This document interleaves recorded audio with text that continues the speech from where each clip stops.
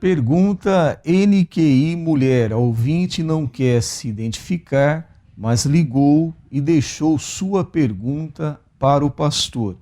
Ela fala aqui sobre as nossas ruas que estão cheias de pedintes, pessoas desocupadas de um lado para outro, abordando as pessoas que estão em seus veículos paradas em semáforos ou até mesmo na rua, pedindo dinheiro, pedindo comida. E a nossa consulente então pergunta ao pastor se é correto deixar de alimentar os familiares, de atender às necessidades da família para dar a esses pedintes. E ela diz aqui mais: pastor, muitos deles estão viciados em drogas, pastor. Bom, aqui nós temos duas condições. Se uma pessoa está guiando o próprio automóvel, não se pode falar que ele tenha problemas financeiros, pelo menos ostensivamente não dá margem para se pensar nisso. Logo, ele tem condições de atender o pedido de uma pessoa que ele pede uma ajuda.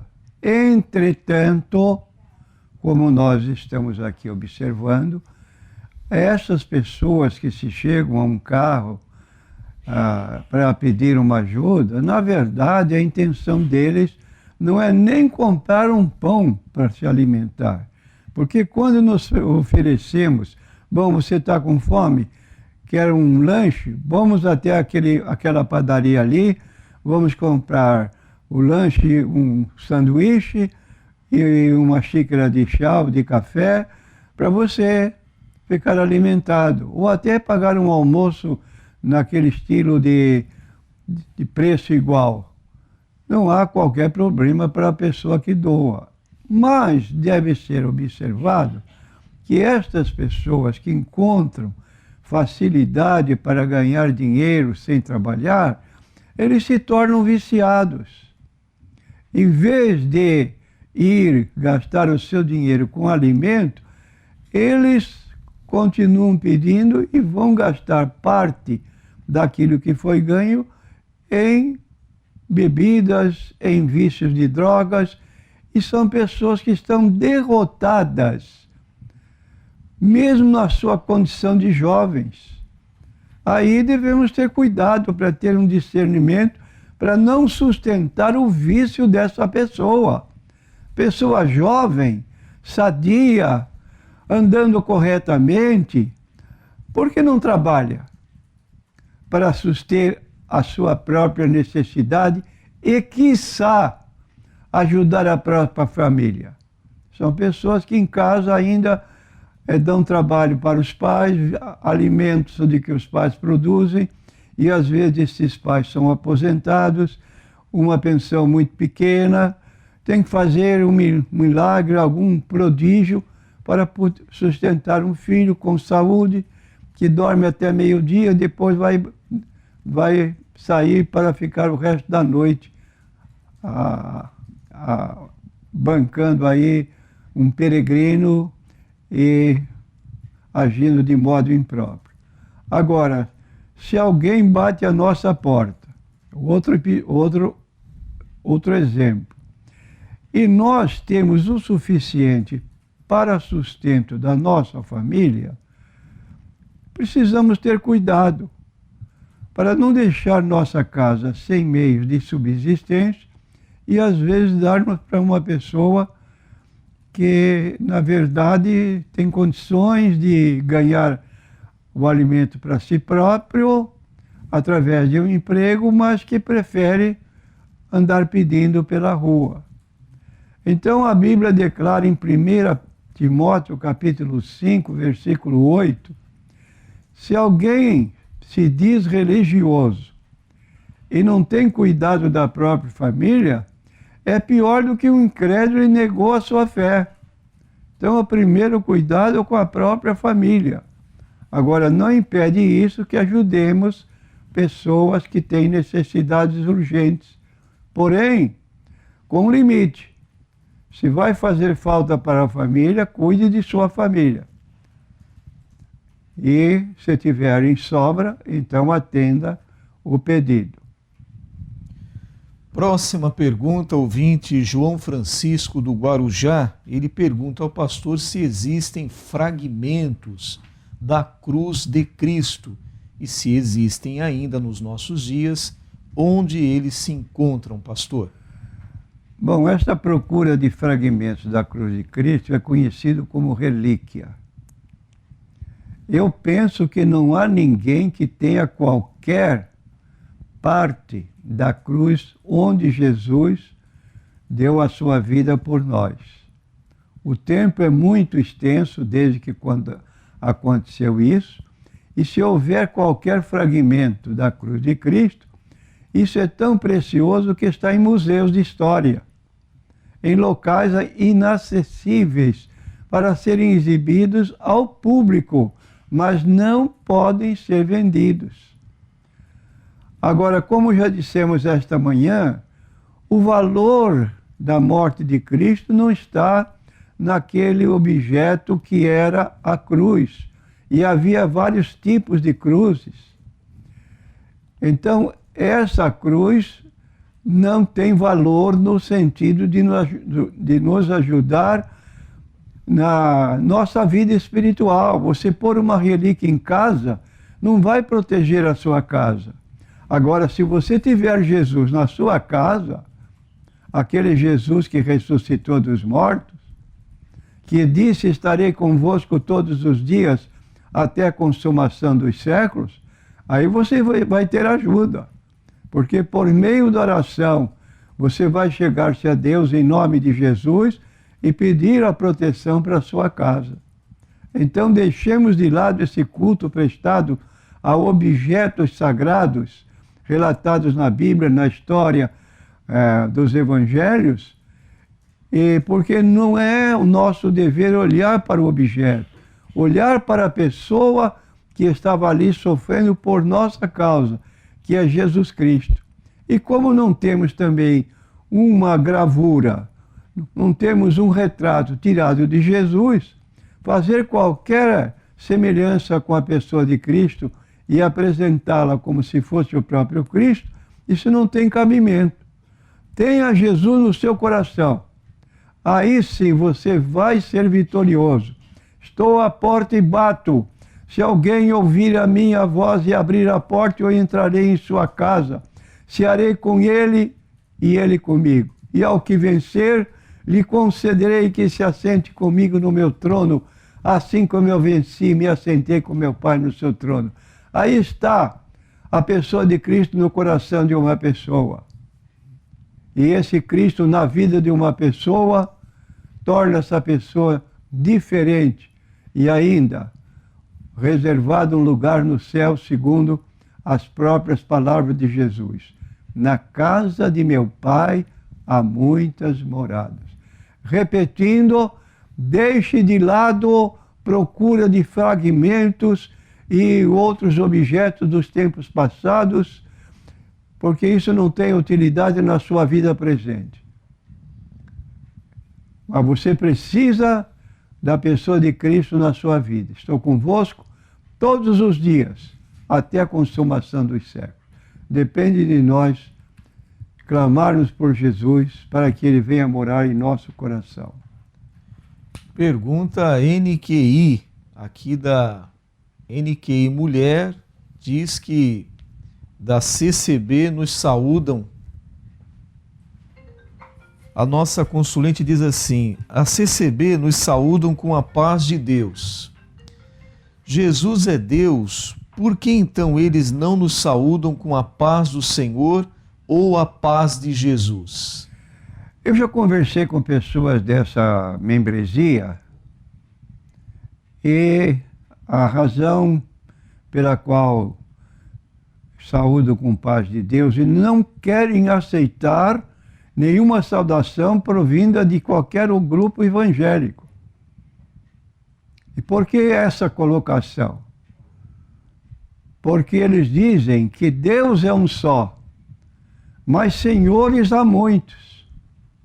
Logo, ela invalida a saudação que é próprio das igrejas evangélicas pentecostais, notadamente a Assembleia de Deus, Então recusa quando saudada, quando um crente da Assembleia de Deus de outra igreja evangélica saúda um elemento dessa igreja, ele não responde.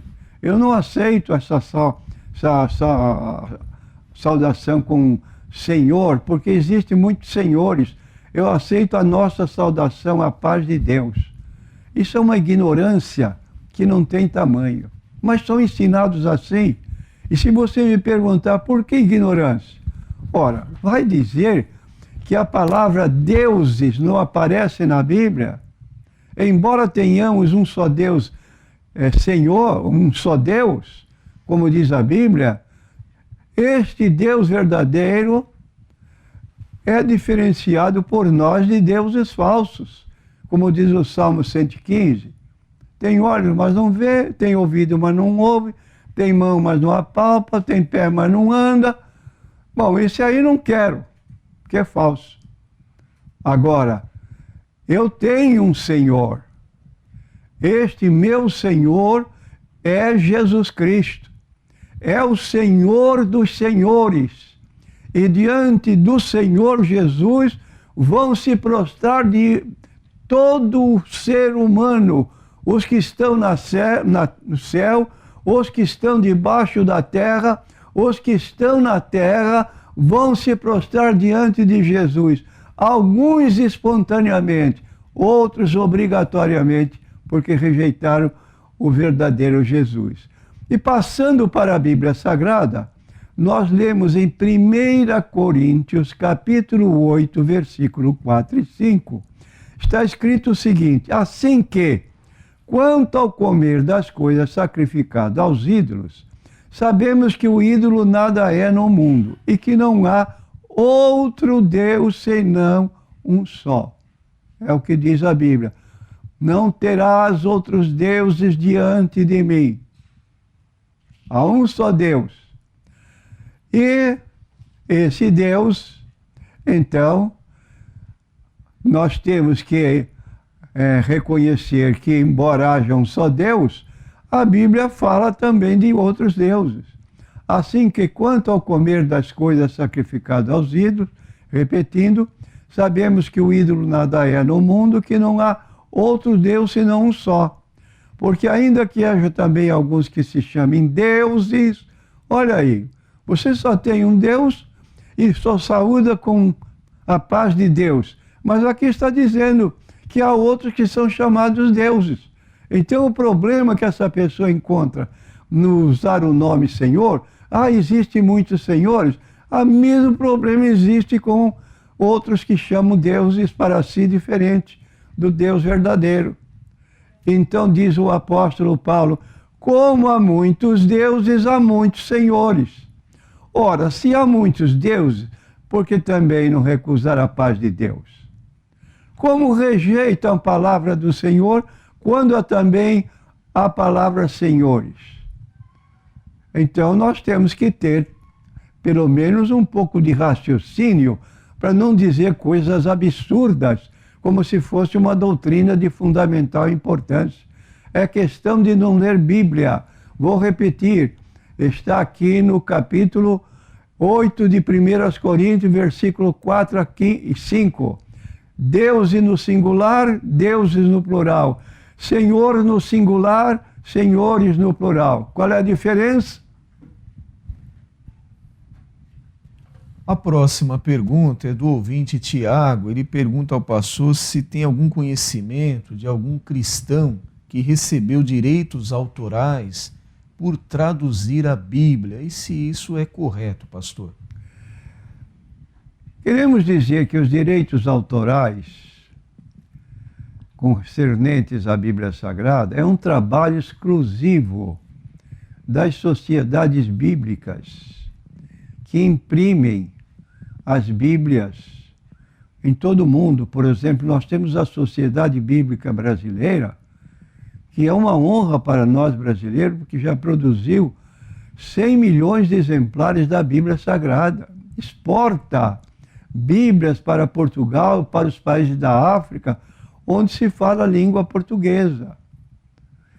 Agora, todo o trabalho é feito nas oficinas da Sociedade Bíblica do Brasil. Não existe tradutores individuais que possam reclamar direitos autorais.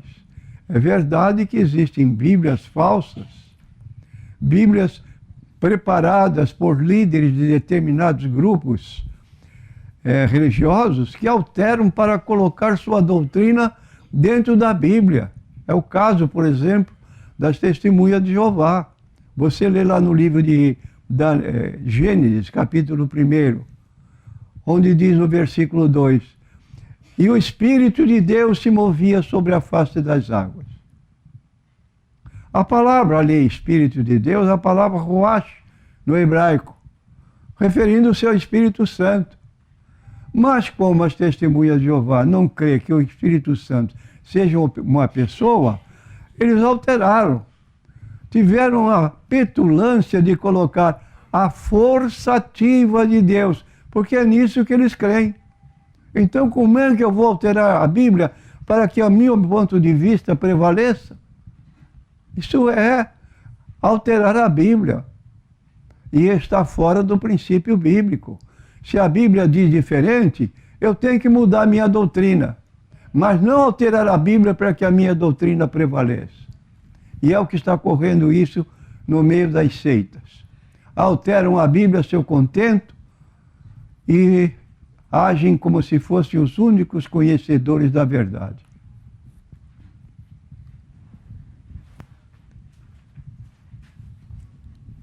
A próxima pergunta é NQI Mulher. Pergunta NQI Mulher, a nossa ouvinte ligou, não quer se identificar, mas pergunta ao pastor se a salvação é pela graça. Ela diz assim: a salvação é pela graça e fé ou pelas obras? Na Bíblia está escrito que a salvação é pela fé e não pelas obras. Como se explica, então, quando a Bíblia diz que a fé sem as obras, ela é morta?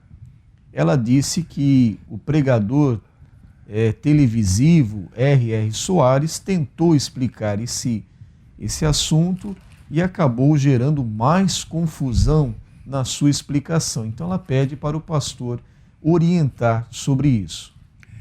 Nós queremos dizer o seguinte: quando a Bíblia diz salvação, emprega-se a palavra graça. Por exemplo, Efésios capítulo 2, versículos 8 a 10.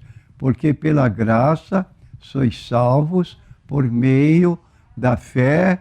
Isto não vem de vós, é dom de Deus, não vem das obras, para que ninguém se glorie. Então, é taxativa a colocação bíblica. Não vem das obras, para que ninguém se glorie.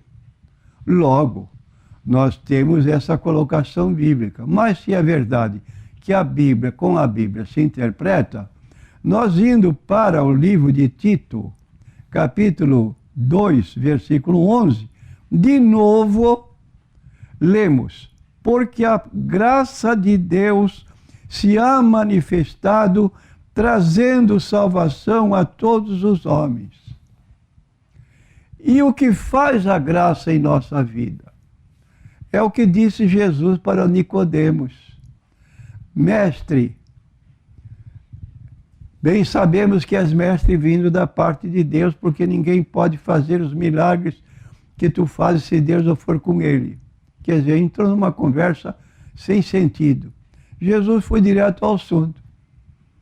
Se alguém não nascer de novo, não pode ver o reino de Deus. Se alguém não nascer da água e do Espírito, não pode entrar no reino de Deus. Ah, ele ficou admirado. Como?